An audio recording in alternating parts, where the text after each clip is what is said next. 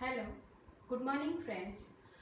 આજે આપણે chapter number 15 આપણું પર્યાવરણ તેનો આપણે શરૂઆત કરીશું.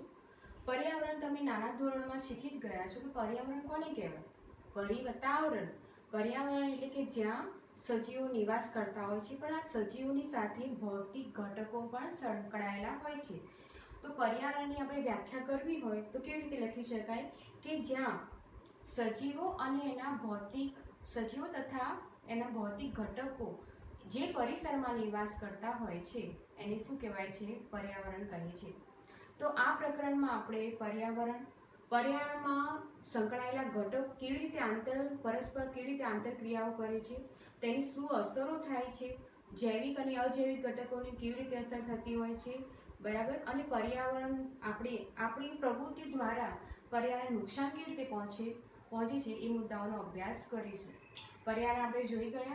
હવે આપણે આ પ્રથમ મુદ્દો છે નિવસન તંત્ર. નિવસન તંત્ર તમને શબ્દ પરથી જ ખ્યાલ આવે છે કે જ્યાં નિવાસ કરતું હોય, બરાબર.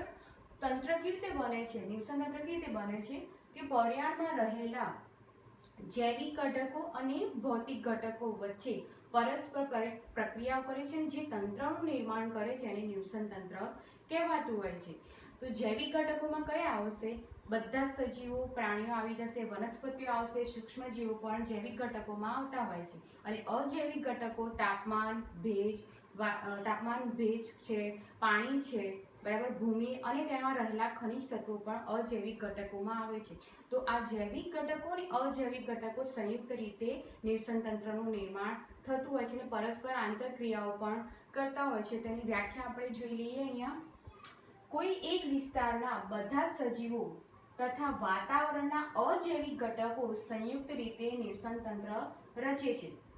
તો આપણે જોઈ ગયા નિવસન તંત્રના ઘટકો જૈવિક અને અજૈવિક, એ પણ જોઈ ગયા, બરાબર. તો જૈવિક ઘટકોમાં કયા આવે છે, અજૈવિક ઘટકોમાં કયા આવે છે, તમને ખ્યાલ હોવો જોઈએ. તો નિવસન તંત્રના પણ બે પ્રકાર છે, તો કુદરતી નિવસન તંત્ર અને કૃત્રિમ નિવસન તંત્ર. અહીં આપણે જોઈ લઈશું પહેલા.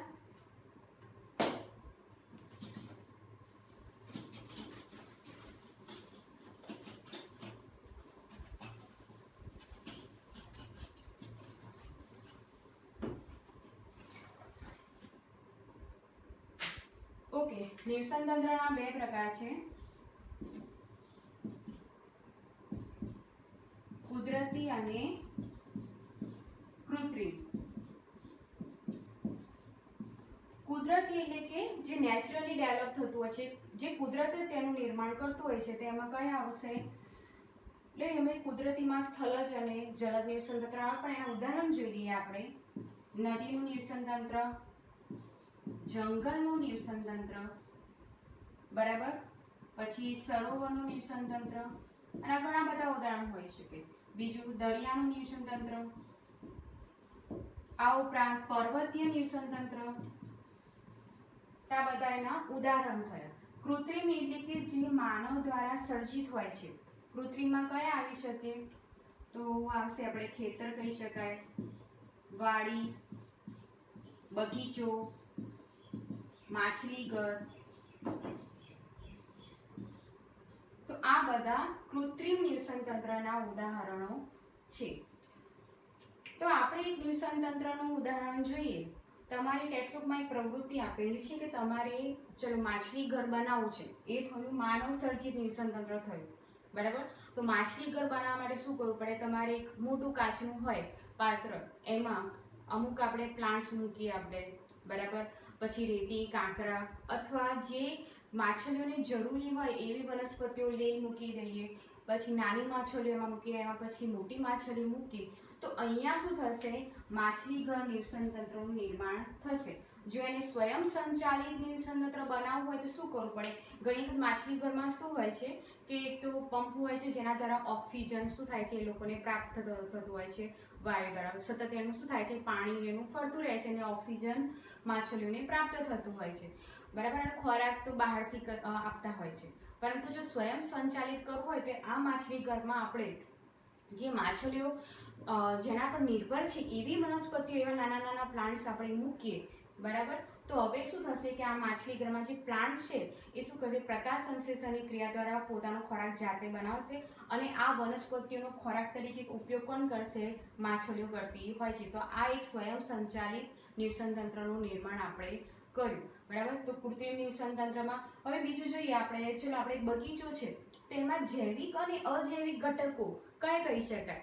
ચલો આપણે બગીચો એક છે, એમાં ઉદાહરણ છે તો અલગ અલગ પ્રકારના વૃક્ષો હોય, પછી એના કરતાં નાના છોડ હોય છે. આ ઉપરાંત બીજા કયા સજીવો હોય છે, કીટકો, પ્રાણીઓ, પક્ષીઓ, આ બધા એમાં આવી ગયા. આ બધા કયા આવશે, પ્લાન્ટ્સ. આ ઉપરાંત એનિમલ્સ, એ બધા જૈવિક ઘટકો છે. પણ અજૈવિક ઘટકો એટલે કે જ્યાં બગીચાનું તાપમાન કેવું છે, ત્યાં ભેજ કેવો છે, તેમાં રહેલા ખનિજ તત્વો કેટલા છે, તો એ બધા શું કરે છે, ખોરાક, તાપમાન અને ભેજની અસર પણ આ પ્રાણીઓ અને પ્લાન્ટ્સ પર થતી હોય છે. તમને ખબર હોય કે જુદા જુદા પ્રકારના જે વૃક્ષો અથવા પ્લાન્ટ્સ હોય છે, ચોક્કસ પ્રકારની એમના ખનિજ તત્વો એટલે કે જમીન જોઈતી હોય છે, કાં તો પછી એ લોકોને ચોક્કસ તાપમાન જોઈતું હોય છે, ત્યારે જે સર્વાઈવ કરી શકે. બરાબર ને, ત્યારે જે જીવિત રહી શકતા હોય છે. એટલે ચોક્કસ તાપમાન અને ભેજ હોય તો જ અમુક પ્રકારના પ્લાન્ટ્સ ઉગી શકતા હોય. એવી રીતે અમુક પ્રકારનું જે તાપમાન અને ભેજ હોય ત્યાં વિવિધ પ્રાણીઓ નિવસન તંત્રમાં છે, નિવસન તંત્રમાં શું કરતા હોય છે, જીવિત રહેતા હોય છે. હવે આપણે જો રણનું નિવસન તંત્ર લઈએ તો કુદરતી નિવસન તંત્ર થયું તો રણમાં રહેલા પ્રાણીઓ એ પર્વતીય વિસ્તારમાં રહેલા પ્રાણીઓ કરતાં અલગ હોય છે. બરાબર. કારણ કે રણનું જે તાપમાન છે, ભેજ છે, બરાબર, સૂકું છે, તાપમાન હાઈ ટેમ્પરેચર છે, તો ત્યાં એવા પ્રાણીઓ નિવાસ કરતા હોય છે કે જ્યાં એ સર્વાઈવ કરી શકતા હોય એવા ચોક્કસ તાપમાન અથવા ભેજમાં અથવા એવી જમીનમાં. હવે પર્વતીય વિસ્તારમાં રહેતા લોકો, એમનું જીવન તમે જોઈ લો, અથવા ત્યાં રહેતા પ્રાણીઓ, ત્યાં ઉગતી વનસ્પતિઓ પણ અલગ પ્રકારની હોય છે. પર્વતીય વિસ્તારમાં કેવી હોય છે, ઊંચી આપણે વનસ્પતિઓ જોવા મળતી હોય છે, શંકુ આકારની. બરાબર. તો આ બધી વનસ્પતિઓ પણ અલગ પ્રકારની હોય છે. એટલે કે અજૈવિક ઘટકો એ શું કરે છે, જૈવિક ઘટકો પર અસર કરે છે. આ બંને પરસ્પર સંકળાયેલા છે, બંને એકબીજા પર આધારિત હોય છે. તો હવે તમને ખ્યાલ આવી ગયો કે નિવસન તંત્ર કોને કહેવાય. એમાં કુદરતી નિવસન તંત્ર, કૃત્રિમ નિવસન તંત્ર, અજૈવિક અને જૈવિક ઘટકો કેવી રીતે અસર કરે છે મેં તમને સમજાવ્યું. બરાબર. હવે આપણે નેક્સ્ટ જોઈશું કે જૈવિક ઘટકો, અજૈવિક ઘટકો તો છે. ચલો આપણે એક અહીંયા માછલી ઘરનું ઉદાહરણ જોયું.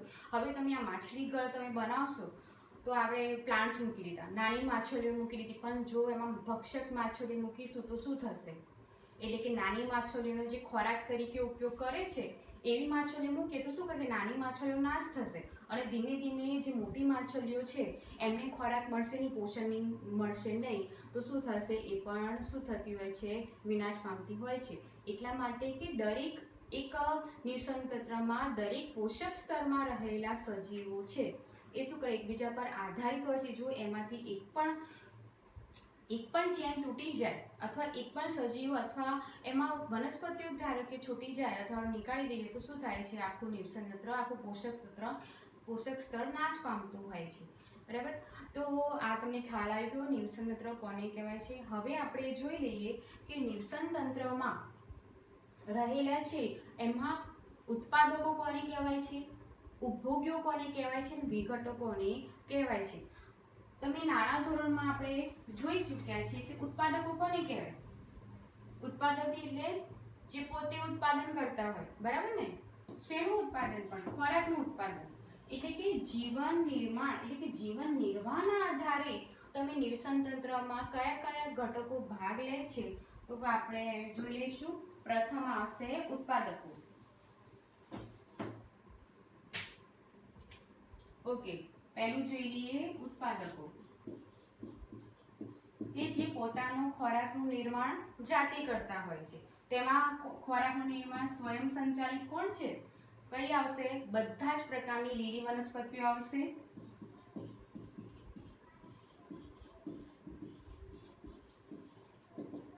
આ ઉપરાંત અમુક પ્રકારના બેક્ટેરિયા છે જે પોતે પણ શું કરે છે, સૂર્યપ્રકાશ ગ્રહણ કરીને ખોરાક બનાવતા હોય છે.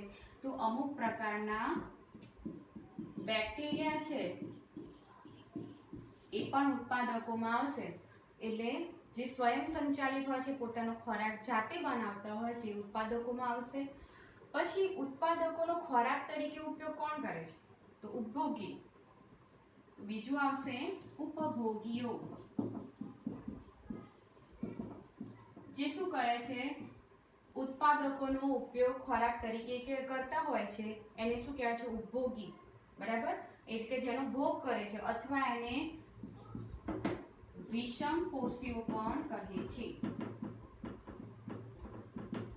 વિષમપોષી, બરાબર. ઉપભોગીઓમાં કયા આવશે, જે ઉત્પાદકો પર નિર્ભર હોય છે, એટલે બધા જ પ્રાણીઓ આવી જશે અહીંયા, જે ઉપભોગ્યોનો ઉપયોગ કરે છે. તો આ પ્રાણીઓનો ખોરાક તરીકે અથવા વિઘટન કોણ કરે છે, વિઘટકો. ધોરણ 9 માં આપણે જોઈ ગયા વિઘટકો કોને કહેવાય. વિઘટકોમાં બધા સૂક્ષ્મ જીવો આવશે કે જે શું કરે છે, વિઘટન કરે છે.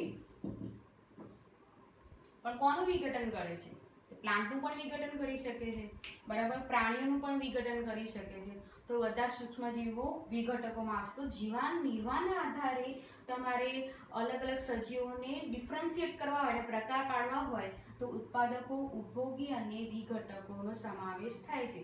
હવે વિઘટકોમાં સૂક્ષ્મજીવો આવે છે, શું કરે છે, જે જટિલ કાર્બનિક પદાર્થોનું સરળ અકાર્બનિક પદાર્થોમાં રૂપાંતર કરે છે, બરાબર. અને આ જે રૂપાંતરિત થયેલા પદાર્થો ફરીથી પાછા જમીનમાં આવે છે, જમીનમાંથી પાછા ઉત્પાદકો લે છે. હવે લીલી વનસ્પતિઓ હોય છે એ પોતે ખોરાક તો બનાવે છે, બરાબર, પોતે સ્વયં ખોરાક બનાવે છે, સૂર્યપ્રકાશ એટલે પ્રકાશ સંશ્લેષણની ક્રિયા દ્વારા સૂર્યપ્રકાશ લે છે, બરાબર. આ ઉપરાંત શું કરે છે, વાતાવરણમાં કાર્બન ડાયોક્સાઇડ પણ લે છે. અને આ પોષણ માટે જે ખનિજ તત્વો ક્યાંથી મેળવે છે, જમીનમાંથી મળે છે. પણ આ ખનિજ તત્વો આવ્યા ક્યાંથી, ઓલરેડી અમુક તત્વો જે જમીનમાં કુદરતી રીતે હાજર હતા, પરંતુ વિઘટકો દ્વારા જે વિઘટન થયું છે પદાર્થોનું, એનું પછી શોષણ ક્યાં થાય છે, જમીનમાં થાય છે ને. શોષણ દ્વારા ઉત્પાદકો પોતે પણ પોષણ મેળવતા હોય છે, બરાબર. એટલે આ ચેન સતત ચાલતી હોય છે. હવે આ સાયકલ રૂપે આપણે ગઈ વખતે ધોરણ 9 માં અલગ અલગ પ્રકારના ચક્ર જોઈ ગયેલા, કેવી રીતે જે પોષણ મેળવતું હોય છે, જલચક્ર હોય છે કે ઓક્સિજન ચક્ર, બધા તત્વો કેવી રીતે પાછા જમીનમાં આવતા હતા, જમીનમાંથી પાછા સજીવમાં જાય, પાછું વિઘટન થાય. એટલે કે આ ચક્ર સ્વરૂપે આ ઉર્જા શું થાય છે, કુદરતી રીતે એમાં ફરતી જ રહેતી હોય છે. તો તમને ખ્યાલ આવી ગયો ઉત્પાદકો, ઉપભોગી અને વિઘટકો કોને કહેવાય છે. તો તમને હવે એક નિર્સન તંત્રનું ઉદાહરણ આપી. ચલો, માછલી ઘરનું નિર્સન તંત્ર છે, બરાબર. માછલી ઘરનું નિર્સન તંત્ર, તેમાં ઉત્પાદકો કયા આવશે. જો માછલી ઘરમાં તમે પ્લાન્ટ્સ મૂક્યા હશે, વનસ્પતિઓ મૂકી હશે, તો એનો સમાવેશ કેમાં થશે, ઉત્પાદકોમાં થતો હોય છે, બરાબર, જે પ્રકાશ સંશ્લેષણની ક્રિયા દ્વારા ખોરાક જાતે બનાવે છે. તો ઉપભોગી એમાં કઈ આવે, જે નાના પ્રકારની માછલીઓ છે, નાની માછલીઓ છે, એ શેમાં આવશે, ઉપભોગીમાં, કે જે પ્લાન્ટ્સ, જે માછલી ઘરમાં રહેલા જે નાના નાના છોડ છે એનો ખોરાક તરીકે ઉપયોગ કરે છે. તો નાની માછલીઓનો શેમાં થશે, ઉપભોગીમાં સમાવેશ થશે. હવે મોટી માછલીઓ છે, મોટી માછલીઓ છે એ ખોરાક તરીકે ઉપયોગ નાની માછલીઓનો કરે છે, પણ આ પણ શું થશે, ઉપભોગીઓમાં સમાવેશ થતો હોય છે. તો ખ્યાલ આવ્યો, આપણે એક પોષક સ્તરનું એક નિર્માણ કર્યું, બરાબર, કે જેમાં લીલી વનસ્પતિ આવી ગઈ, એટલે નાના છોડ આવી ગયા, પછી એના નાની માછલીઓ, પછી મોટી માછલીઓ પણ આવી ગઈ. હવે ઉપભોગીમાં પણ પાછા પ્રકાર જોવા મળે છે. કયા કયા જોઈ લઈએ, ચલો.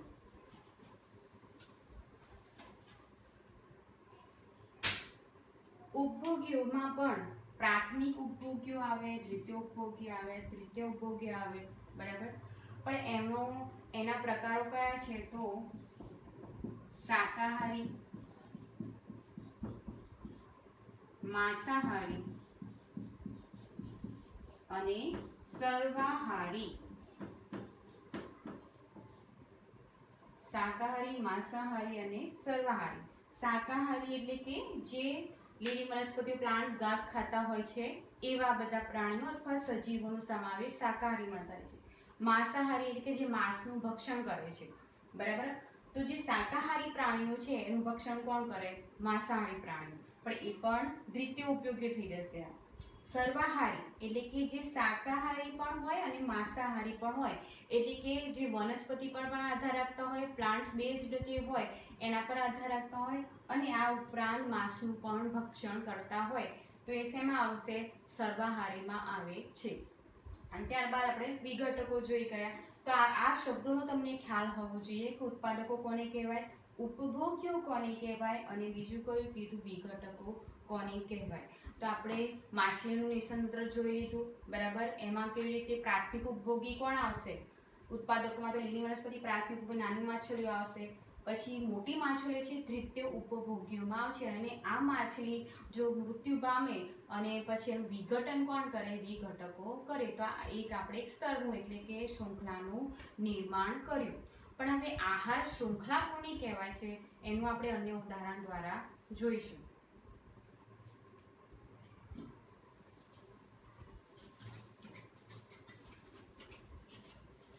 આહાર શૃંખલા અથવા પોષણ શૃંખલા પણ એને કહેવાય છે. તેનું આપણે ઉદાહરણ જોઈ જઈએ.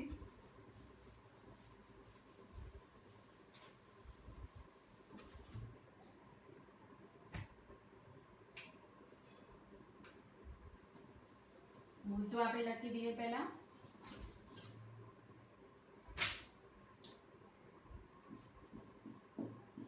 આહાર શૃંખલા અથવા એને શું કહેવાય છે? પોષણ શૃંખલા પણ કહેવાય છે, બરાબર. અંગ્રેજીમાં એનો શબ્દ છે ફૂડ ચેન.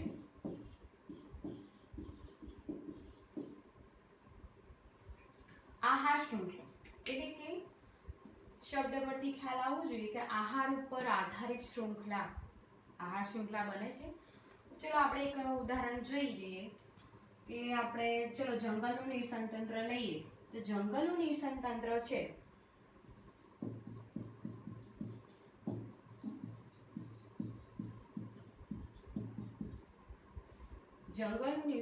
છે એમાં ઉત્પાદકોમાં એટલે કે ચલો આપણે સ્ટાર્ટિંગ શરૂઆત કરીએ. ઉત્પાદકોમાં કોણ આવશે?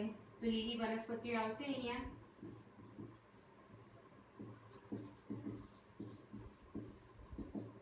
લીલી વનસ્પતિ આવી ગઈ. પછી એનો ખોરાક તરીકે ઉપયોગ કોણ કરે? તૃણાહારી પ્રાણીઓ કરે. તો તૃણાહારી પ્રાણીઓમાં આપણે ચલો કે સસલું લઈ લઈએ, બરાબર. જે શું કરે છે કે ઘાસનો ઉપયોગ ખોરાક તરીકે કરે છે, નાના નાના. હવે આ સસલાનો ખોરાક તરીકે ઉપયોગ કોણ કરે? જે એટલે કે એનું માંસનું ભક્ષણ કરતા હોય. હવે અહીંયા છે પ્રાથમિક ઉપભોગી આવશે. સસલું છે શું છે? પ્રાથમિક ઉપભોગી કહેવાય. જ્યારે લીલી વનસ્પતિઓ અથવા ઘાસ છે, બરાબર, તો એ શું કહેવાશે? ઉત્પાદકો કહેવાય. સસલાનો ખોરાક તરીકે ઉપયોગ કોણ કરે? ચલો આપણે અહીંયા સાપ લઈ લઈએ. સાપનો ખોરાક તરીકે ઉપયોગ ગીધ કરે. તો આપણે એક નિઃસંતંત્ર અહીંયા તમને દેખાય છે કે ખોરાકનો ઉપયોગ કરે છે, તો આપણે આ ચેન લંબાતી જાય છે. તો આ એક આહાર શૃંખલાનું નિર્માણ થયું કહેવાય. તો સાપ છે અહીંયા દ્વિતીય ઉપભોગી કહેવાય, બરાબર. દ્વિતીય ઉપયોગી પછી કયું કહેવાશે? ગીધ પણ તૃતીય ઉપભોગી કહેવાય. એટલે કે કોઈ પણ નિઃસંતંત્રમાં જે તે ખોરાકનો ઉપયોગ થાય છે, એટલે એક જે સ્તરમાં ઉત્પાદકો કે ઉપભોગી આવે છે એ પોષક સ્તરનું નિર્માણ કરે છે, બરાબર. અહીંયા પ્રથમ પોષક સ્તર કયું આવશે? કોઈ પણ નિઃસંતંત્રમાં પ્રથમ પોષક સ્તરમાં હંમેશા ઉત્પાદકો આવતા હોય છે. ત્યારબાદ એનો જે ખોરાક તરીકે ઉપયોગ કરતા હોય એવા અલગ અલગ પ્રકારના ઉપભોગી આવે છે. તો અહીંયા આપણે જંગલનું નિઃસંતંત્ર જોઈએ. એમાં સસલું તો પ્રાથમિક ઉપભોગી થશે. પછી સસલાનો ખોરાક તરીકે સાપ કરે છે ઉપયોગ, તો દ્વિતીય ઉપયોગી. એના ત્યારબાદ ગીધ ઉપયોગ કરે છે, તો તૃતીય ઉપભોગી કહેવાશે. તો આવી રીતે કોઈ પણ નિઃસંતંત્રમાં આહાર પર આધારિત સજીવો જે શૃંખલાનું નિર્માણ કરે છે એને શું કહેવાય છે? આહાર શૃંખલા અથવા પોષણ શૃંખલા કહે છે. વ્યાખ્યા તમે યાદ રહેવી જોઈએ, ગોખવાની કઈ જરૂર નથી. બરાબર, આ જંગલનું નિવસન તંત્ર થઈ ગયું. હવે એની જગ્યાએ આપણે જે ઘાસનું જંગલનું નિવસન તંત્ર લઈ શકીએ અથવા જલીય નિવસન તંત્ર લઈ શકીએ. જલીય નિવસન તંત્રમાં આપણે દરિયામાં જોઈએ તો દરિયામાં જે અમુક પ્રકારના પ્લાન્ટ્સ હોય છે અથવા લીલ હોય છે એનો ખોરાક તરીકે કોણ ઉપયોગ કરે? નાની માછલીઓ કરે. બરાબર, નાની આ કુદરતી નિવસન તંત્રની વાત કરું છું, માછલીઘરની વાત નથી કરતી, દરિયાના નિવસન તંત્રની વાત કરું છું. તો નાની માછલીઓ ઉપયોગ કરશે.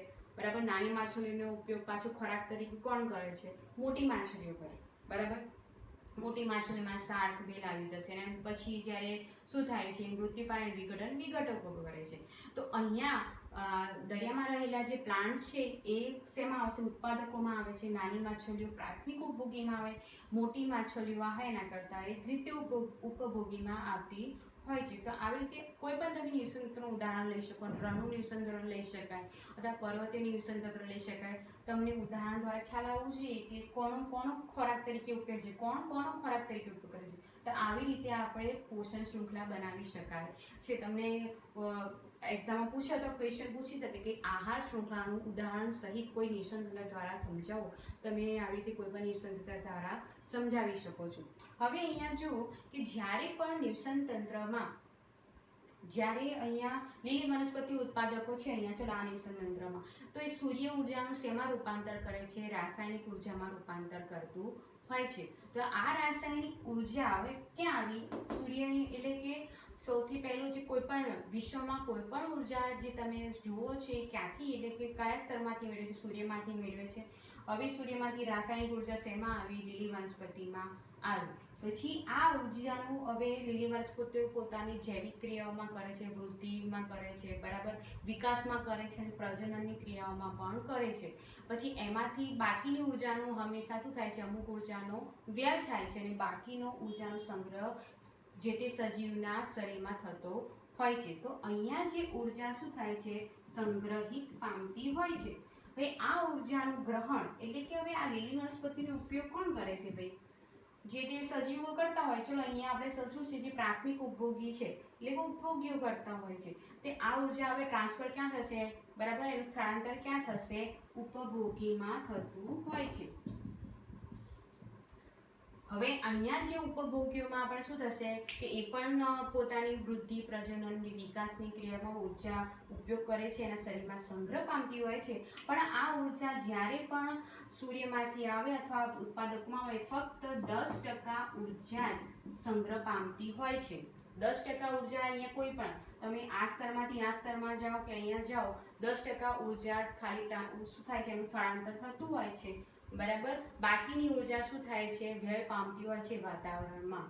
તો અહીંયા આપણે 10% ઉર્જા આવી. હવે આ જે ઉર્જાના શરીરમાં છે, બરાબર, એ ક્યાંથી આવી? ઉત્પાદકોમાંથી આવી. આ ઉર્જાનું પાછું ગ્રહણ કોણ કરે છે? ખોરાક તરીકે સાફ કરે છે. તો અહીંયા શું કરશે? એ પાછી ઉર્જા અહીંયા શું થશે? સ્થળાંતર પામતી હોય છે. એટલે કે ઉર્જાનું અહીંયા શું થાય છે? વિનિમય, ઉપયોગ. એક ચેનમાંથી, એટલે એક સ્તરમાંથી બીજા પોષક સ્તરોમાં ઉર્જાનું સ્થળાંતર થતું હોય છે. પણ જ્યારે સૌથી વધારે ઉર્જા ક્યાં સંગ્રહિત પામતી હોય છે? ઉત્પાદકોમાં. જેમ જેમ આપણે આ સ્તરમાંથી પ્રથમ પોષક સ્તરમાંથી બીજા પોષક સ્તરમાં જઈએ, બીજા પોષક સ્તરમાંથી ત્રીજામાં, આનાથી પણ હજુ આગળ ચેન આવી શકે કોઈ નિવસન તંત્રમાં, તો એક સ્તરમાંથી બીજા સ્તરમાં ઉર્જાનું વહન થતું હોય છે. પરંતુ ઉર્જાના વહન દરમિયાન ઉર્જાનો વ્યય પણ થતો હોય છે અને શું થાય છે? અમુક ઉર્જા સંગ્રહિત થતી હોય છે. એટલે તમે જ્યારે નીચે ઉત્પાદકોમાંથી સૌથી ઉપરના પોષક સ્તરમાં જાઓ, બરાબર, એટલે કે નીચલા પોષક સ્તરની સૌથી પાછળ, એટલે જેમ જેમ પોષક સ્તરો વધતા જાય છે તેમ ઉર્જાનું શું થાય છે? સંગ્રહ ઓછો થતો હોય છે. એટલે છેલ્લા સ્તરમાં ઉર્જા ખૂબ જ નહિવત જેવી રહી જાય છે. હવે તમે જુઓ કે ગીધો અહીંયા છે, એમાં ઉર્જા સંગ્રહિત પામે, પણ ગીધ મૃત્યુ પામ્યું, વિઘટકો એ વિઘટન કરશે. આનું આ જો ગીધ મૃત્યુ પામે તેમ શરીરનું વિઘટન કરશે, બરાબર. તો વિઘટકોમાં ઉર્જા ખૂબ જ ઓછા પ્રમાણમાં સ્થળાંતર પામતી હોય છે. એટલે કે એક પોષક સ્તરમાંથી સૌથી નીચા સ્તરમાં, એટલે કે આપણે છેલ્લા સ્તરમાં જ્યારે જાય છે એટલે ઉર્જાનું શું થાય છે? વહન તો થાય છે, પણ ઉર્જા ઓછી નિર્માણ પામતી હોય છે. તો તમને ખ્યાલ આવી ગયો કે દરેક પોષક સ્તરમાં ઉર્જાનો વિનિમય કેવી રીતે થાય છે, બરાબર. આ ઉદાહરણ દ્વારા સમજાવ્યું. હવે આપણે એને ટ્રાયંગલ આકૃતિમાં જોઈ લઈશું, બરાબર.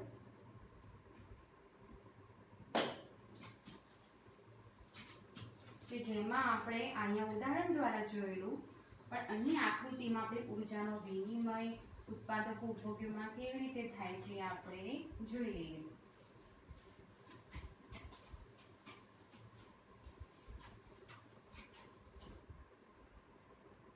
ઓકે, તો આપણે એક સિંગલ નામ તરીકે આપવું હોય કે ઉર્જાનો વિનિમય કયા કયા પોષક સ્તરોમાં થતો હોય છે. ઉર્જાનું વહન, પોષક સ્તરોમાં ઉર્જાનું વહન. તો અહીંયા પ્રથમ જે પોષક સ્તર છે એમાં કયા આવશે? હંમેશા ઉત્પાદકો, બરાબર. પછી અહીંયા કયા આવશે? ઉપભોગી, પણ કેવા? પ્રાથમિક ઉપભોગીઓ.